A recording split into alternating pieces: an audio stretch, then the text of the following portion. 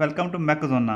इस वीडियो में हम थर्मोडायनामिक सिस्टम्स की स्टेट और इक्विलिब्रियम के बारे में डिस्कस करेंगे।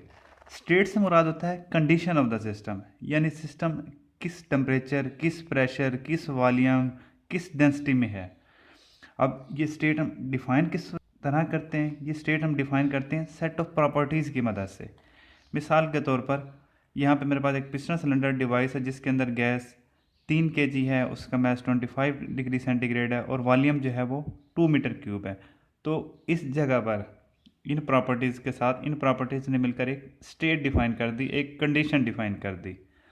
अब इन प्रॉपर्टीज़ में कोई सी भी एक अगर चेंज होगी तो स्टेट सिस्टम की, कंडीशन सिस्टम की चेंज हो जाएगी। मिसाल के तौर पर यहाँ पे पिस्टन ने थोड़ा सा एक्सपेंड किया, इसका वॉल्यूम 2 मीटर क्यूब से 2.5 मीटर क्यूब हो गया, बाकी सारी चीज़ें कांस्टेंट रही, तो इसकी स्टेट चेंज हो गई।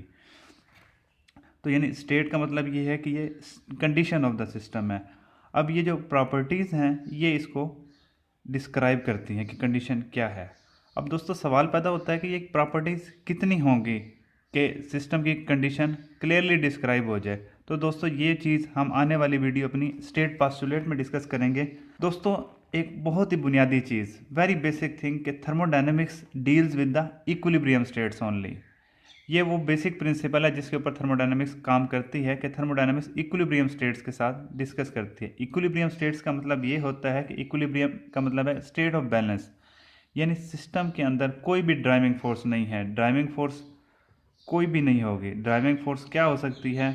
मिसाल के तौर पर टेम्परेचर है जो हीट ट्रांसफ़र काज कर सकता है, प्रेशर है जो मूवमेंट काज कर सकता है जिसको मैकेनिकल इक्विलिब्रियम कहते हैं, या किसी किस्म का कोई केमिकल रिएक्शन हो सकता है। तो दोस्तों इनमें से कोई भी चीज़ सिस्टम के अंदर नहीं होगी तो सिस्टम इक्विलिब्रियम स्टेट में होगा, स्टेट ऑफ बैलेंस में होगा। दोस्तों सिस्टम इक्विलिब्रियम स्टेट में होगा अगर उसकी सराउंडिंग्स चेंज करने से उसके ऊपर कोई फ़र्क ना पड़े। यानी यहाँ पर एक पिस्टन सिलेंडर डिवाइस है जिसके ऊपर वेट्स पड़े हुए हैं, तो इसका टेम्परेचर है 35 डिग्री सेंटीग्रेड।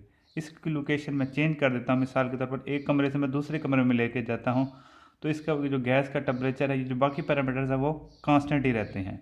यानी सिस्टम के अंदर कोई वेरिएशन ना हो रही हो सराउंडिंग्स की वजह से।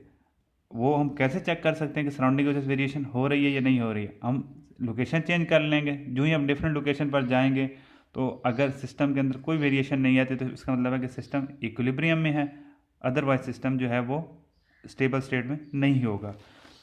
अब दोस्तों हम डिस्कस करते हैं कि थर्मोडायनामिक इक्विलिब्रियम। अब एक सिस्टम थर्मोडायनामिक इक्विलिब्रियम में कब होगा?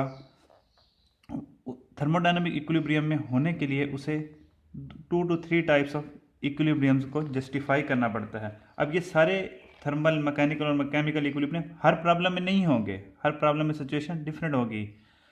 तो लेकिन यहाँ पे हम जनरली इनको थोड़ा डिस्कस कर लेते हैं। थर्मल इक्विलिब्रियम का मतलब ये है कि टेम्परेचर डिफरेंस उस सिस्टम के अंदर कोई भी नहीं है, यानी मिसाल इसमें टेम्परेचर 35 डिग्री से थ्रू आउट 35 है, तो इसका मतलब ये थर्मल इक्विलिब्रियम में है।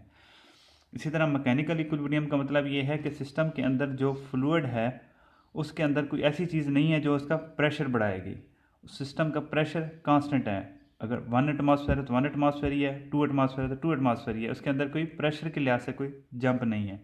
लेकिन दोस्तों एक और चीज़ कि फ्लूइड का अगर कोई कॉलम होता है तो उसके अंदर under its own wait bottom पे प्रेशर ज़्यादा होता है। यानी अगर मैं यहाँ पे प्रेशर निकालूंगा, अगर ऊपर एटमॉस्फेरिक लग रहा है तो ये जो बॉटम पे होगा प्रेशर ये होगा पी एटमॉस्फेरिक प्लस ये जो फ्लूइड है उसकी डेंसिटी इंटू ग्रेविटेशनल एक्सेलरेशन और इसकी जो हाइट होगी वो।